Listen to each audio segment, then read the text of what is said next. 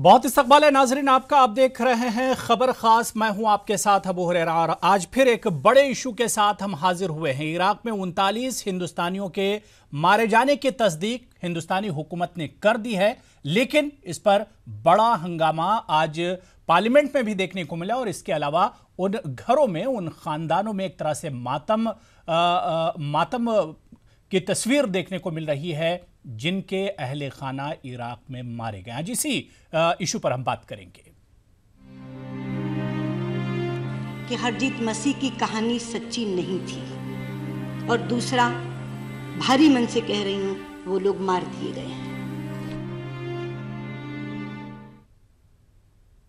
जी हां, तकरीबन 4 साल का इंतजार और अपनों के जिंदा होने की उम्मीद आन के आन में खत्म हुई। वज़ीर ख़ारिजा सुषमा स्वराज ने मोसल में गुमशुदा 39 हिंदुस्तानियों की हलाकत की तस्दीक की तो बरसों से थमे आंसू रिश्तेदारों की आंखों से जारी हो गए।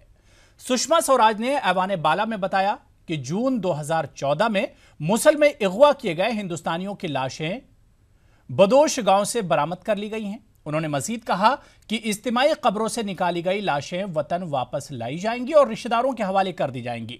डीएनए टेस्ट के लिए लाशों को बगदाद भेजा गया था। सुषमा स्वराज ने अगवा किए गए हिंदुस्तानियों में शामिल हरजीत की कहानी को झूठ का पुलिंदा करार दिया।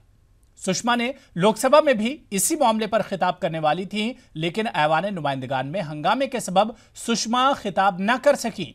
अपोजिशन के तर्ज अमल पर सुषमा स्वराज ने नाराजगी का भी इजहार किया, लेकिन इस इशू पर सुषमा स्वराज ने क्या कुछ कहा, प्रेस कॉन्फ्रेंस भी उन्होंने की, क्या कुछ उनका बयान था। पहले सुषमा स्वराज का बयान हम आपको सुनवाते हैं। मैंने कहा था कि जब तक मेरे पास कोई सबूत उनके मारे जाने का नहीं है, मैं उन्हें डेड डिक्लेयर नहीं करूंगी, मैं उनको मृत घोषित नहीं करूंगी। उपसभापति जी, उस समय कुरियन जी पीठ पर थे। बिना सबूत के किसी को कह देना कि वो मर गया, ये व्यक्तिगत तौर पर पाप है और सरकार के लिए गैर जिम्मेदाराना है। इसलिए ना तो मैं गैर जिम्मेदाराना काम करूंगी और ना ही मैं पाप करूंगी। लेकिन जिस दिन एक भी सबूत मिल गया और पक्का सबूत मिल गया, तो बिना देरी किए अगर संसद का सत्र चल रहा होगा तो चेयर से अनुमति मांगकर कार्यवाही रुकवाकर यहाँ जानकारी दूंगी, और अगर सत्र नहीं चल रहा होगा तो 10 मिनट के अंदर ट्विटर पर सारे देश को जानकारी दे दूंगी। आज मैं अपनी वही वचन पूर्ति करने के लिए आई हूँ। आज मेरे पास दोनों बातों के पक्के सबूत हैं। पहला कि हरजीत मसीह की कहानी सच्ची नहीं थी, और दूसरा भारी मन से कह रही हूं, वो लोग मार दिए गए हैं। तो वहीं राज्यसभा में अपोजिशन लीडर गुलाम नबी आजाद ने हुकूमत को आड़े हाथों लिया। आजाद का बयान भी सुनिए। है कि सरकार तो पिछले साल बड़े दावे से सदन में कहती थी कि वो जिंदा है। बहुत सारे हमारे अपोजिशन के लोगों ने, कांग्रेस के लोगों ने ये तर्क दिया था कि इनके पास जो सूची है वो है कि शायद वो जिंदा नहीं है, संभावना है। लेकिन सरकार ने बड़े दावे से कर रहा है कि ये गवर्नमेंट ऑफ इंडिया कह रही है कि वो जिंदा है। तो आज गवर्नमेंट ऑफ इंडिया का 1 साल के बाद यू टर्न लगना तो थोड़ा अजीब ही लगता है। उसका मतलब है कि एमपीज को, विपक्ष वालों को ज्यादा जानकारी थी पिछले साल और सरकार को नहीं थी। और उधर हरजीत मसीह का कहना है कि पिछले 3 बरसों से वो भी तो यही कह रहा था कि बाकियों की मौत हो चुकी है, लेकिन हुकूमत उस बयान की तस्दीक नहीं कर रही थी और उसे नहीं मान रही थी। एक बार फिर से हरजीत का बयान सुनिए।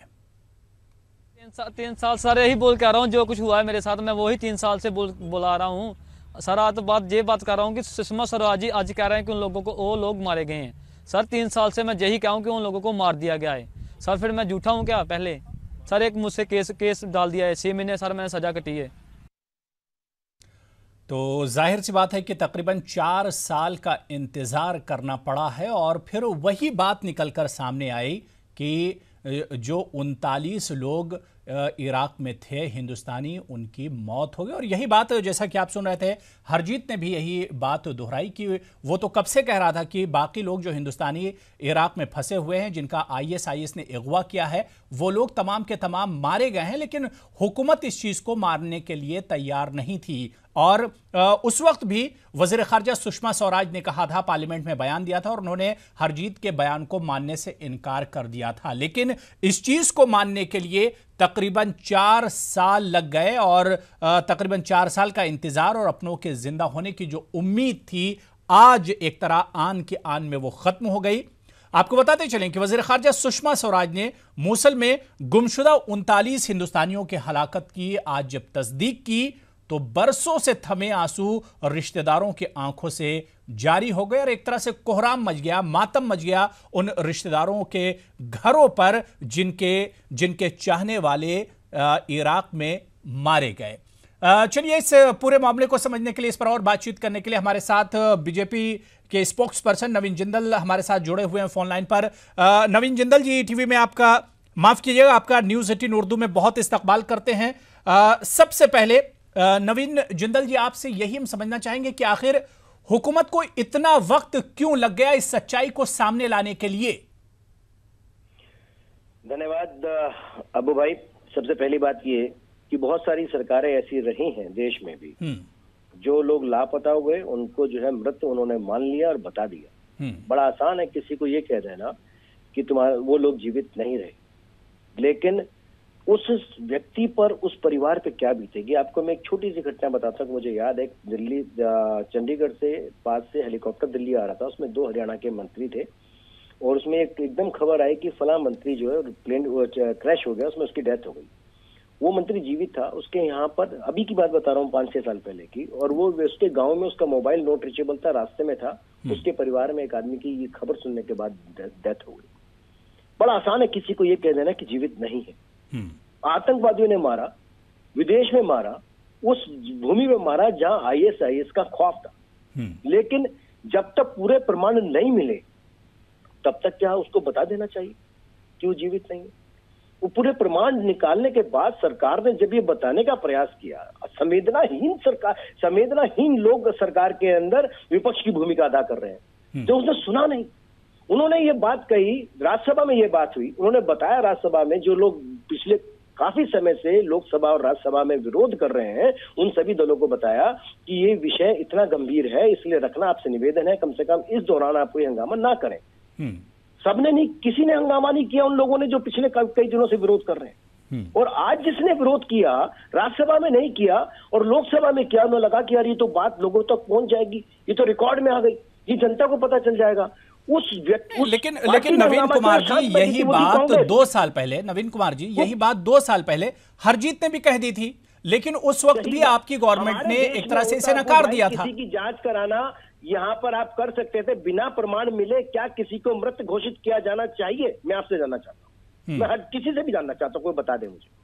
सरकार ने उनको जब पूरे प्रमाण मिले, बात कर ली हर एक आदमी की, उनके पहचान कर ली किस जगह पर क्या है, तब अगर उसको घोषित बताया सरकार ने, तो कम से कम सुनना तो चाहिए क्या किया। बिल्कुल नहीं, बिल्कुल ठीक है, विपक्ष हो सकता है। और मुझे दुख इस बात का है कि विरोध कौन कर रहा था?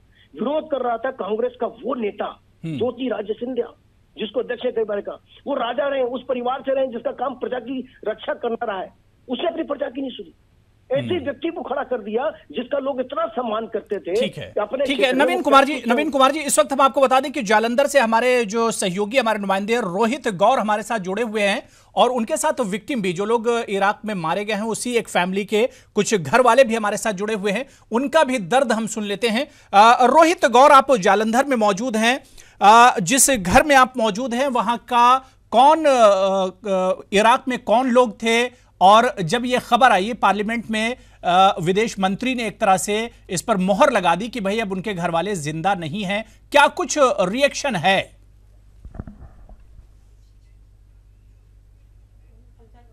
जी बिल्कुल अबू, मैं इस समय मैं संदीप के घर मौजूद हूँ। संदीप वो शख्स जिसके बारे में सुषमा स्वराज जी ने खुद कहा है कि सबसे पहले जिस शख्स का अपना DNA मिला है वो संदीप कुमार ही था। उसी परिवार के सदस्यों के साथ मैं मौजूद हूँ। उनके परिवार वालों का किस तरीके से इस समय दुख की घड़ियाँ उनके ऊपर बीत रही हैं। आप देख सकते हैं कि बेटे की तस्वीर लेकर बैठी हुई हैं माँ, और इस उम्मीद पर कि उनका बेटा एक ना एक दिन वापस आएगा, पर वो उम्मीद आज टूट चुकी है, क्योंकि जो उम्मीद सरकार की तरफ से लगाई जा रही थी, इनको दी गई थी, वो उम्मीद टूट गई है। अब वो सरकार से क्या चाहते हैं, सरकार की किस तरीके से उम्मीदें थी इनको उन्होंने टूट गई है, उनका क्या कहना है, हम उनसे बात करेंगे। जी माता जी, की कहना चाहोगे तुसी कि हुण बेटा जिस उम्मीदां ਨਾਲ ਤੁਸੀਂ ਭੇਜਿਆ ਸੀ ਬਾਹਰ ਤੇ ਹੁਣ ਨਹੀਂ? ਟੁੱਟ ਗਈ।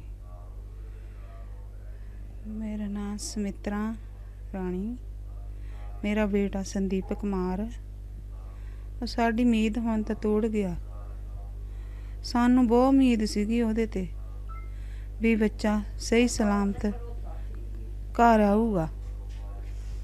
ਹੁਣ ਤੇ ਸਾਨੂੰ ਸੋਚਮਾ ਇਹੀ ਭਰੋਸਾ ਦਿੰਦੀ ਸੀਗੀ ਵੀ ਸਹੀ ਸਲਾਮਤ ਬੱਚੇ 39 ਭਾਰਤੀ ਆ ਜਿਹੜਾ ਸਹੀ ਸਲਾਮਤ ਆਉਣਗੇ ਘਰੇ।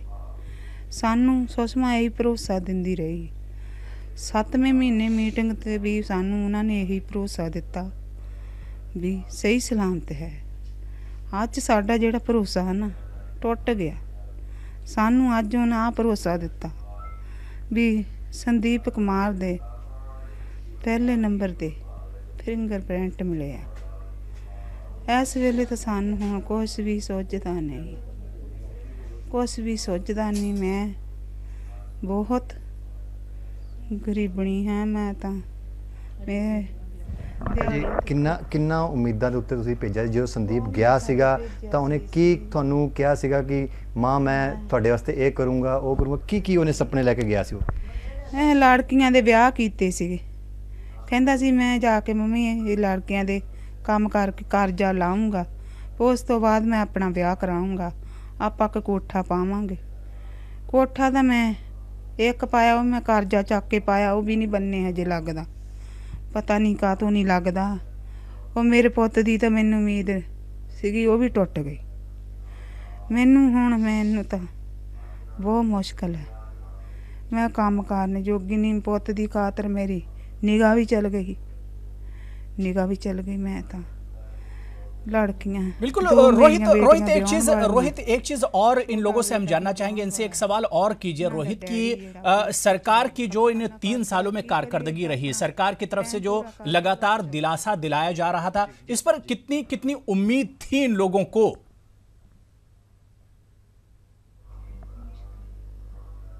जी बिल्कुल माता जी, सुषमा जी ਤੁਹਾਨੂੰ ਅਕਸਰ ਜਦੋਂ ਤੁਹਾਨੂੰ ਮਿਲਦੇ ਸੀ ਜਾਂ ਤੁਹਾਡੇ ਨਾਲ ਗੱਲ ਹੁੰਦੀ ਸੀ, ਉਹ ਕੀ ਕਹਿੰਦੇ ਸੀ? ਕਿੰਨੀ ਕੁ ਤੁਹਾਨੂੰ ਉਮੀਦ ਸੀ? ਤੁਹਾਨੂੰ ਉਹਨਾਂ ਤੇ ਕਿੰਨੀ ਕੁ ਉਮੀਦ ਸੀ ਕਿ ਵਾਕਈ ਉਹ ਲੈ ਆਣਗੇ? ਇਸ ਚੀਜ਼ ਦੀ ਉਮੀਦ ਸੀਗੀ ਵੀ ਲੈ ਆਉਣਗੇ। ਸਾਨੂੰ ਬਹੁਤ ਉਮੀਦ ਸੀਗੀ ਵੀ ਇਹ ਲੈ ਆਉਣਗੇ ਬੱਚੇ ਸਹੀ ਸਲਾਮਤ। ਫਿਰ ਉਹਨਾਂ ਨੇ ਸਾਡੇ DNA ਦੇ ਟੈਸਟ ਮੰਗੇ। ਜਦੋਂ ਉਹਨਾਂ ਨੇ ਸਾਨੂੰ DNA ਦੇ ਟੈਸਟਾਂ ਦਾ ਬਲੱਡ ਮੰਗੇ ਨਾ, ਸਾਨੂੰ ਬੜੀ ਉਮੀਦ ਸੀ। ਅਸੀਂ ਉਹਨਾਂ ਨੂੰ ਪੁੱਛਿਆ ਸੀ ਕਿਹਾ ਵੀ ਕੀ ਕਹਿੰਦੇ ਆ? ਕਹਿੰਦੇ ਉਹਨਾਂ ਦੀ ਦਿਮਾਗੀ ਹਾਲਤ ਜਿਹੜੀ ਖਰਾਬ ਆ, ਵੀ ਸਹੀ ਸਲਾਮਤ ਹੋ ਕੇ ਤੁਹਾਡੇ ਕੋਲ ਆਉਣਗੇ। ਸਾਨੂੰ ਬੜੀ ਉਮੀਦ ਸੀਗੀ। ਅਸੀਂ ਤਾਂ ਬਹੁਤ ਸ਼ਾਮਾਂ ਦੇ ਨਾਲ ਉਹਨਾਂ ਨੂੰ DNA ਦੇ ਬਲੱਡ ਦਿੱਤੇ। ਮੈਂ ਕਿਹਾ ਮੇਰੇ ਬੱਚੇ ਦਾ ਬਲੱਡ ਸਾਡੇ ਨਾਲ ਰਲ ਜਾਵੇ, ਸਾਡਾ ਬੱਚਾ ਠੀਕ ਹੋ ਕੇ ਘਰ ਆਵੇ। ਸਾਨੂੰ ਇਹ ਨਹੀਂ ਸੀ ਪਤਾ ਵੀ ਉਹਨਾਂ ਨੇ ਸਾਨੂੰ ਅੱਜ ਆ ਭਰੋਸਾ ਦੇ ਦਿੱਤਾ। ਹੁਣ ਸਾਡੀ ਸਾਰੀ ਉਮੀਦ ਤੋੜ ਦਿੱਤੀ। ਮੈਨੂੰ ਹੁਣ ਤੁਸੀਂ ਕੋਈ सहायता दियो, मदद करो मेरी गरीबनी दी। बिल्कुल अबू आप देख सकते हैं कि अब एक माँ जिसको उम्मीद थी अपने बेटे के ऊपर, अब वो सरकार की तरफ उम्मीद की तरफ निगाहें लगाए बैठी हुई हैं। बिल्कुल उनको आज भी उम्मीद है कि अब सरकार ने जो उनकी उम्मीद तोड़ी है वो तो टूट ही गई है, पर अब उनके सिर के ऊपर उनकी संदीप की 2 बहनें अभी भी कंवारी हैं जी। ठीक है, 2 बहनों की शादी हो रखी है, पर 2 बहनें अभी भी कंवारी हैं। उनकी शादी कैसे होगी? इनके घर की स्थिति, माली हालत बहुत ज़्यादा खस्ता हालत है।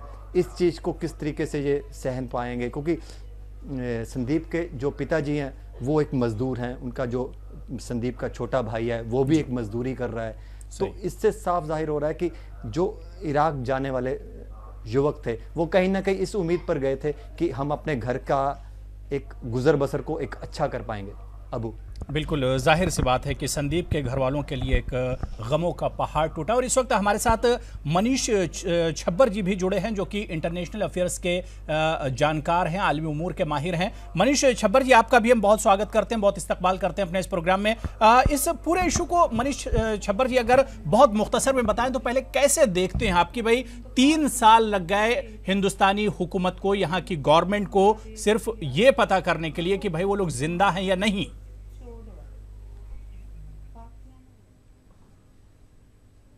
देखिए, इसमें सबसे पहले हमको ये बात ठीक तरह से समझनी पड़ेगी कि वो एक जो कुछ भी हुआ, जो हादसा हुआ है, वो एक दूसरे मुल्क में हुआ है, हिंदुस्तान में नहीं हुआ है। और वो भी एक जहाँ भी नॉर्मल सर्कमस्टांसेस नहीं है, जहाँ हालात ठीक नहीं है। लेकिन ये इन सब बातों को अगर आप दरकिनार कर दें तो एक बहुत जो समझने की बात यह है कि हम लोग इंटरनेशनल, जब से ये सरकार आई है, इंटरनेशनल आउटरीच इतना हो रहा है, हम पूरी दुनिया में हमारे वज़ीर आला घूमते रहते हैं और इराक के साथ हम लोगों के अच्छे संबंध भी हैं, अभी बातचीत भी चलती रहती है। बिल्कुल। तो एक आदमी जो वहाँ से बच के आया, हरजीत मसीह, उसने जब स्टेटमेंट दिया और उसके बाद पूरी गवर्नमेंट ऑफ इंडिया का जो ध्यान था वो इस पे लग गया कि आप उस आदमी को डिस्क्रेडिट करिए, ना कि वो 39 लोग जो वहाँ जिनके बारे में ये शुबा था कि वो अब नहीं रहे हैं, वो मार दिए गए हैं, उनकी आप खैर खबर लीजिए कि अगर किसी तरह से अगर वो जिंदा हैं तो उनको कैसे बचाया जाए। बिल्कुल। अब विदेश मंत्री ने, मिनिस्टर ऑफ स्टेट ने भी स्टेटमेंट दिया, विदेश मंत्री ने भी स्टेटमेंट दिए, और जो पूरा जिसको कहते हैं फोकस था कि किस तरह से उस आदमी को झूठा करार दिया जाए, ना कि आप अपना दिखाइए कि आप लोग इतनी स्ट्रांग गवर्नमेंट हैं, आप उन लोगों को वापस लाने के लिए क्या कर रहे हैं। जो बिल्कुल यानी छब्बर जी, बिल्कुल छब्बर जी, यानी जिस तरह का रोल सरकार का इसमें होना चाहिए था वो एक तरह से देखने को नहीं मिला। जो कार्रवाई सरकार की तरफ से पहली नजर में की जानी चाहिए थी वो सरकार ने नहीं की। सरकार ने कहीं ना कहीं इस पूरे मामले को बहुत गंभीरता से नहीं लिया। देखिए, गंभीरता से तो तब लेंगे ना क्योंकि आपका पूरा ध्यान उनको बचाने में था ही नहीं, जो मुझे लग रहा है। आपका ध्यान था कि कैसे आप ये दिखाएं कि हम कर रहे हैं बिना कुछ किए हुए। अच्छा। अब आप देखिए 22 जुलाई 2015 को जो मिनिस्टर ऑफ स्टेट है विदेश, VK Singh, general VK Singh, वो स्टेटमेंट देते हैं पार्लियामेंट के अंदर और कहते हैं कि हमारे पास जो लेटेस्ट इंफॉर्मेशन आई है 3 अलग अलग इंडिपेंडेंट सूत्रों से, उसके हिसाब से ये लोग अभी जिंदा हैं और इनको लाने के लिए सब तरह के कदम उठाए जा रहे हैं। अब और उससे पहले सुषमा जी ने कहा था कि हमारे पास 6 अलग अलग, तो आप 3 और 6 के फेर में पड़े हुए हैं। आप अब टाइम है, अब आप दुनिया को बताइए, आप देश को बताइए, 125 करोड़ आवाम को बताइए कि वो कौन से 3 सूत्र थे, कौन से 6 सूत्र थे जिन्होंने आपको ये बताया कि वो लोग जिंदा हैं। बिल्कुल, यानी सरकार के ही बयानों में एक तरह से डिफरेंस था। जिस तरह से आपने कहा कि वीके सिंह का बयान कुछ और था और विदेश मंत्री सुषमा स्वराज का बयान कुछ और। हमारे साथ नवीन जिंदल जुड़े हुए हैं, बीजेपी के स्पोक्स पर्सन है। नवीन जिंदल जी, आपने मनीष छब्बर जी को भी सुना जो इंटरनेशनल अफेयर्स के माहिर हैं। उन्होंने कहा कि भाई सरकार का जो रोल है, यह सरकार भी एक तरह से पूरी तरह से गंभीर इस इशू पर नहीं दिखी जिस तरह से गंभीर होना चाहिए था सरकार को। नवीन जी। अबू भाई, सरकार ने एक नहीं, इसी सरकार ने ऐसे कितने रेस्क्यू ऑपरेशन किए हैं जिसमें अंदर से भारतीयों को वहां विदेशों से, ऐसी भूमि से, सीरिया से, इराक से लोगों को निकाल करके लेकर के आए हैं। मैं बार बार कहता हूं, किसी के बारे में मृत करना, घोषणा करना बड़ा आसान है, तुरंत विपक्ष ने नहीं नवीन जिंदल जी, ये बात तो बहुत बात की थी उस वक्त जब हरजीत ने बयान दिया था। उस वक्त अगर गंभीर होती सरकार तो शायद आज इस दिन की नौबत नहीं आती। नवीन जिंदल जी बात करते हैं, अगर शायद गंभीर नहीं होती तो जिस हालात के अंदर से लोगों को निकाल करके लेकर आए, क्या वो गंभीरता नहीं है सरकार की? उसको आप गंभीरता नहीं मानते हैं? आतंक के साए में ISIS ने कितने लोगों की हत्या कर दी वहां। अब मौत के ऊपर राजनीति करेंगे? ये मौत के लिए राजनीति का विषय नहीं है, ये बिल्कुल राजनीति का विषय नहीं है, ना भाजपा के लिए ना कांग्रेस के लिए, किसी के लिए नहीं है। लेकिन इसमें डर्टी पॉलिटिक्स क्यों? नहीं, इस पर नवीन जिंदल जी सवाल इस वजह से उठ रहे हैं कि आप लोगों की सरकार गंभीर नहीं हुई। जब मौका था, मौका आप लोगों ने गंवा दिया। उसके बारे में इस प्रकार की बातें करेंगे, कहां जाएगा देश? क्या भावनाएं जाएगी लोगों की? बहुत सारी चीजें हैं, सरकार ने काम किया, मैं बता रहा हूं, और इस सभी किया, मैं उस बात को सुनना तो चाहिए। ठीक है नवीन जिंदल जी, अब इस इशू पर कम से कम सियासत नहीं होनी चाहिए, वो बिल्कुल आपकी बात सही है। अब अभी आपने सुना हमारे जो सहयोगी हैं रोहित गौर जालंधर में वो विक्टिम्स के साथ मौजूद हैं जिनके घर वाले मारे गए, संदीप का नाम, उनकी फैमिली बहुत बुरे दौर से गुजर रही, बहुत परेशान हाल है उनकी फैमिली। क्या सरकार ऐसे खानदानों के लिए, ऐसी फैमिलीज के लिए कुछ कदम उठाएगी? देखिए, सरकार ने जो कदम उठाना है वो सरकार के नुमाइंदे बताएंगे। मुझे लगता है निश्चित तौर पे संवेदनशील सरकार है, चाहे राज्य की सरकार हो, चाहे वो केंद्र की सरकार हो, चाहे वो किसी की भी सरकार हो, वो सब जो लोग हमारे साथी, जो हमारे देश के परिवार के लोग नहीं हैं, उनके बारे में निश्चित तौर पर सभी चिंतित हैं, नहीं रहे। हमें इसके बारे में इसका एक रास्ता निकालना चाहिए। उनको क्या मदद पहुंचाई जा सकती है, मैं कहता हूं जरूर पहुंचाई जानी चाहिए। लेकिन जो घटनाएं हुई हैं बहुत दुखद घटना है। 39 परिवार मैं कहता हूं एक तरह से खत्म हो गए। उनके बारे में सोचना चाहिए, इस पे पॉलिटिक्स नहीं करनी चाहिए। दोष किसका नहीं, बात की बात उनके परिवार के लिए। रोहित गौर के पास हम जाएंगे। रोहित गौर, संदीप के फैमिली आपके साथ मौजूद है और अब नवीन जिंदल जो कि बीजेपी के स्पोक्स पर्सन, वो कह रहे हैं कि भाई सरकार इस पर मंथन करेगी, गौर व फिक्र करेगी और जो मदद सरकार की तरफ से हो सकेगी वो सरकार करेगी। क्या कुछ संदीप की मां से आप पूछिए कि उनका क्या कुछ कहना है, क्या कोई मांग है सरकार से?